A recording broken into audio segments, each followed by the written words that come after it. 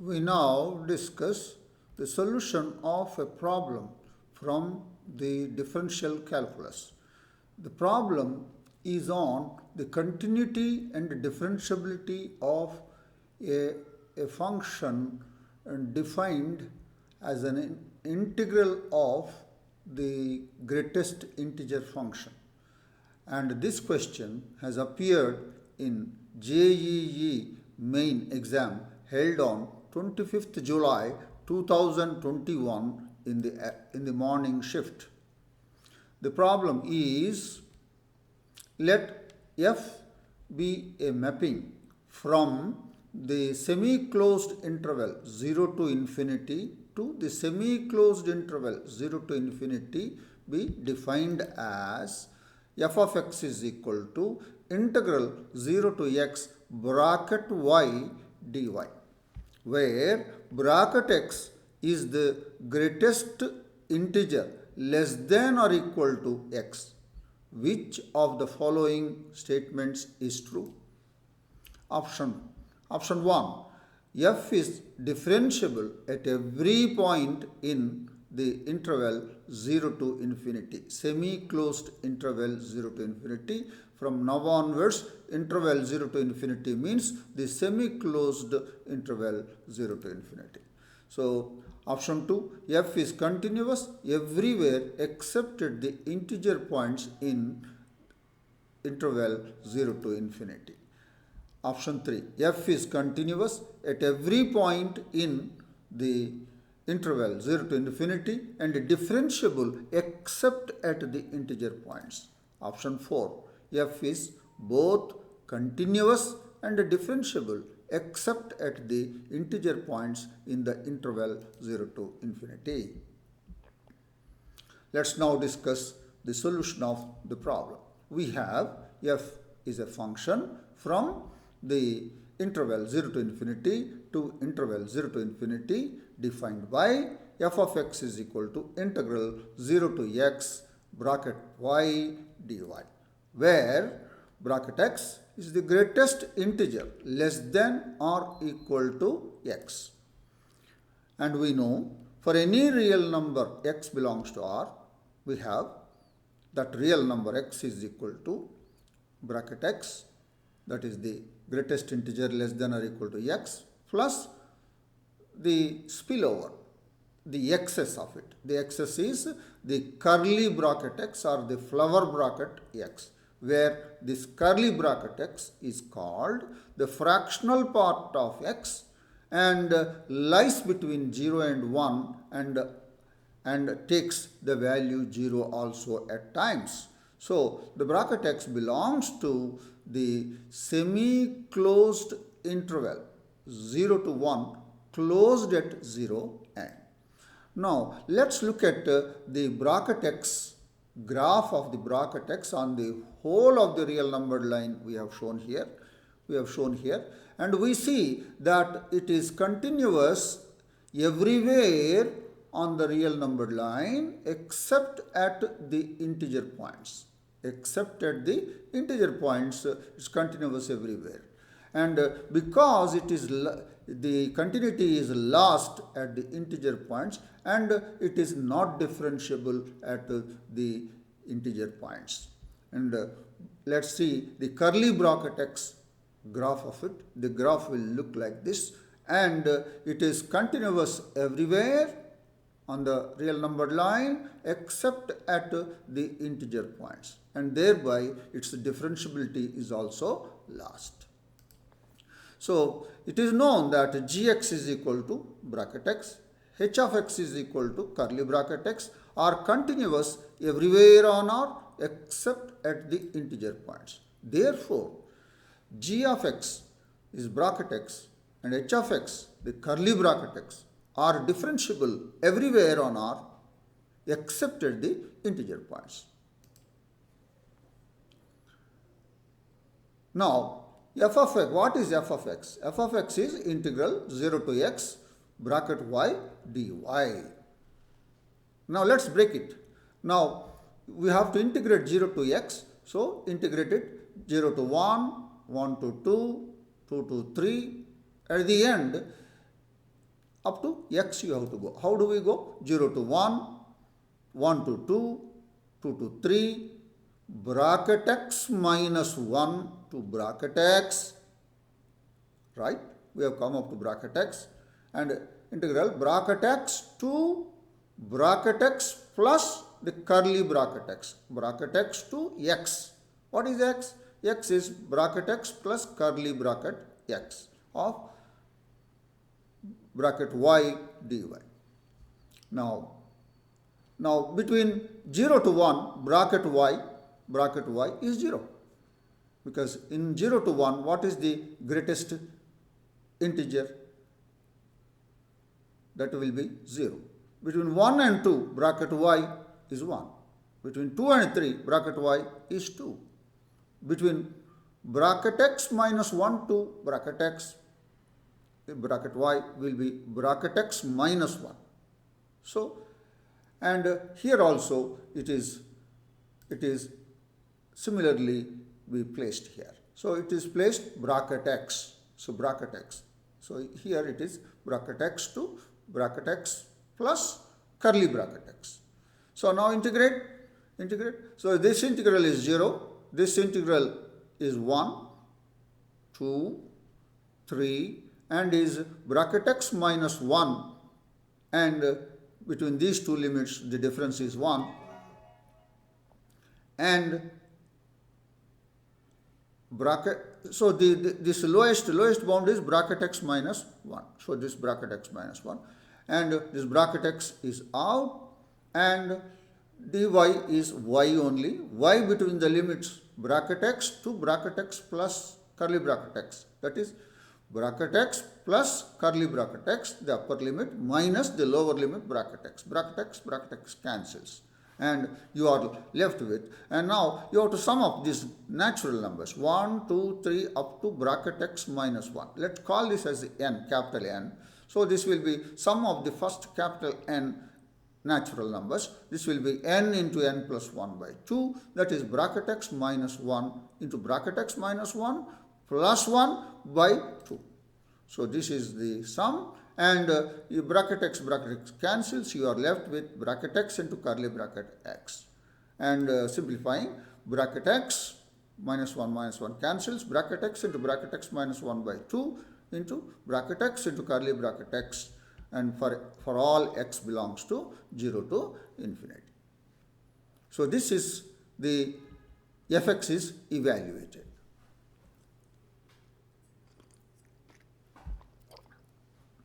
We have the fx there, and let's write for bracket x gx, for curly bracket x hx. Now this is the function now. Since this fx involves gx and hx, and because bracket x and curly bracket x are continuous everywhere except at integer points,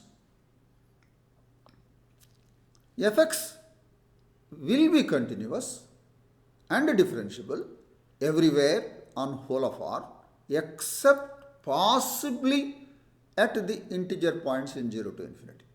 Except possibly.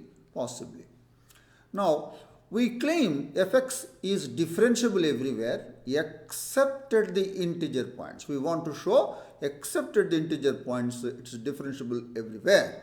How do we show that? Now how fx is there? Fx is some function plus gx into hx. If fx is differentiable at integer points, then the product gx into hx must be differentiable at integer points. Suppose that fx is differentiable at integer points of 0 to infinity, therefore this will imply g of x into h of x, the product must be differentiable at the integer points of 0 to infinity, and this will imply gx is bracket x and hx is curly bracket x are differentiable at integer points 0 to infinity. But they are not. This is a contradiction to the fact g of x bracket x, h of x curly bracket x are not differentiable at integer points, which we have already seen because they are not continuous. So thus fx is differentiable everywhere except at the integer points of the interval 0 to infinity.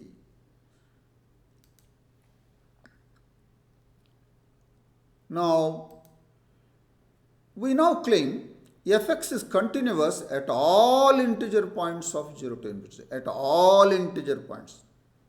And thereby fx will be continuous everywhere. And let x be any integer in interval 0 to infinity. Let x is equal to n, where n is a natural number because we are traveling from 0 to infinity, and h be the small positive increment.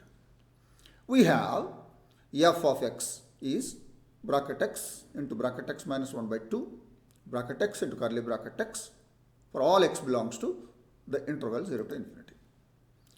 Now, we have taken n, x is n, and we work out for f of n plus h.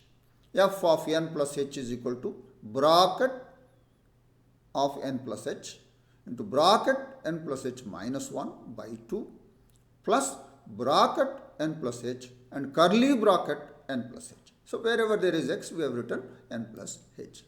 But we recall a property, bracket x plus n, x is a real number, n is a integer, then bracket x plus n will be bracket x plus n. That means the integer will be out and bracket x will be there.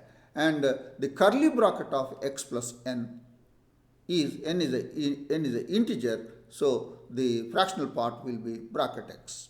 So curly bracket x. So now apply these things. So this is equal to this is bracket n plus h is n plus bracket h, here n plus bracket h minus 1 by 2, and here n plus bracket h in brackets, and this is flower bracket, curly bracket h. So we are applying this result. So now, what is h? H is a small positive increment. That means it is greater than 0, very close to 0. So therefore, bracket h will be 0 only. So that will be equal to n plus 0 minus 1 by 2, n plus 0 into bracket h will be h only. That is the fractional part, and that will be there. Now, this will be n into n minus 1 by 2 plus nh. This is f of n plus h is this. Now, we take limit x tends to n plus. Now, f of x, that means from the right hand side, n plus. So, h is tending. So, f of x is, so that will be equal to limit h tends to 0, f of n plus h. And that will be limit h tends to 0, n into n minus 1 by 2 plus nh, and this is constant, n into n minus 1 by 2. Limit h tends to 0 of h is 0. So, this right hand limit is n into n minus 1 by 2 at n. Now, let us look at the other way around. So, f of x is here, and for n minus h, f of n minus h is bracket of n minus h into bracket of n minus h minus 1 by 2 plus bracket of n minus h into curly bracket n minus h. And again, we recall those results are there anyway. So that will be equal to n plus bracket of minus h, don't write bracket of minus h is bracket h, don't write, into n plus bracket of minus h minus 1 by 2 plus n plus bracket of minus h into curly bracket of minus h. Now, what is bracket of minus h? Bracket of minus h, h is a positive small increment, and that will be bracket of minus h will be minus 1. So, bracket of minus h is minus 1, bracket of minus h is 1. And now the curly bracket of minus h I have written like that only. And I will now see, now I recall x is equal to bracket x plus curly bracket x, and I replace x by minus h is equal to curly bracket flower bracket or simple bracket minus h, not curly bracket, not curly flower bracket, plus curly bracket of minus h. So you are replacing x by minus h, and minus h is equal to bracket of minus h is minus 1 plus curly bracket of minus h. I have written curly bracket of minus h only, and I want the curly bracket of minus h. The curly bracket of minus h, send it this side, that will be equal to 1 minus h. So the curly bracket of minus h is not h, and this is 1 minus h when h is positive. Now this we will write. So this all, and curly bracket of minus h I have written 1 minus h. Now let's take limit x tends to n minus of f of x is limit h tends to 0 of f of n minus h, and that will be equal to limit h tends to 0 of f of n minus h we have written, and this is equal to, this is nothing to do with the limit, this will come out, and n minus 1 into 1 also will come out, and h will be tending to 0. So the answer will be n into n minus 1 into n minus 2 by 2 plus n minus 1 into 1, and limit h tends to h will tend to 0. So now add these two things. If you add these two things, it will be n into n minus 1 by 2. So what is that we have observed? They are both right hand, left hand limits at x is equal to n exist, and each is equal to n into n minus 1 by 2, and they are equal. Thus, limit x tends to n plus and limit x tends to n minus of fx is n into n minus 1 by 2. So thus we have seen these two limits exist. So what that will tell you? Fx is continuous at x is equal to n, where n is any integer in the interval 0 to infinity. So thus f of x is continuous at all integer points of 0 to infinity. Therefore, f of x is continuous at every point of 0 to infinity, but whereas f of x is differentiable at every point of the interval 0 to infinity except at the integer points. Let's look at the options. So what is given? F is continuous at every point of 0 to infinity and differentiable except at the integer points. That is the option 3, and the remaining are all not true. And thus the option 3 is true. So that is the discussion, and the discussion is over. But what it says is give an independent proof for the non-differentiability of f of x at integer points. We have given an argument there, but now I will prove. I claim fx is not differentiable at the integer points of 0 to infinity. For this, let x be any integer in the interval 0 to infinity. Let x is equal to n, where n is a natural number, h is a small positive increment, and f of x we have taken, and f of n, where n is an integer, it will be bracket n is n, bracket n only, n into n minus 1 by 2, and bracket x is bracket n, and the curly bracket of n is 0 because n is an integer, there is no fractional part. So f of n is n into n minus 1 by 2. Now I work out the right hand derivative of f of x at x is equal to n. F prime of n plus is equal to limit h tends to 0 f of n plus h minus f of n by h. And f of n plus h we have already seen in the last slides, n into n minus 1 by 2 plus nh. So limit h tends to 0, f of n plus h we have written minus f of n we have written by h. Now n into n minus 1 by 2, n into n minus 1 by 2, they cancel. nh by h cancels, it will be n. So, the right hand derivative of f of x at x is equal to n, that is f prime n plus, we have already seen n. Left hand derivative of f of x at x is equal to n, that is f prime of n minus, that's equal to limit h tends to 0, f of n minus h minus f of n by minus h, note down. And we have already seen f of n minus h is equal to n minus 1 into n minus 2 by 2 plus n minus 1 into 1 minus h. This we have already seen in the previous slides. So for f of n minus h, we write this. So, and f of n is n into n minus 1 by 2 by minus h. So, now what we have seen is, now we have simplified this. We have simplified, and when we add these two things, n minus 1 into n minus 2 by 2 minus n into n minus 1 by 2, we get minus n minus 1 plus n minus 1 into 1 minus h as it is.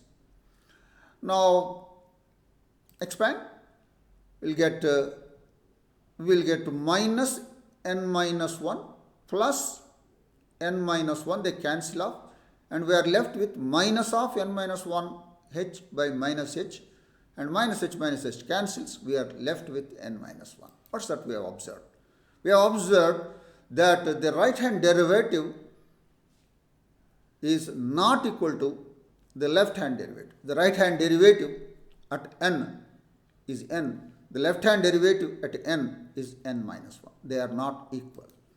Therefore, f of x is not differentiable at x is equal to n, where n belongs to n. Since n is arbitrarily chosen, this is true for all integers.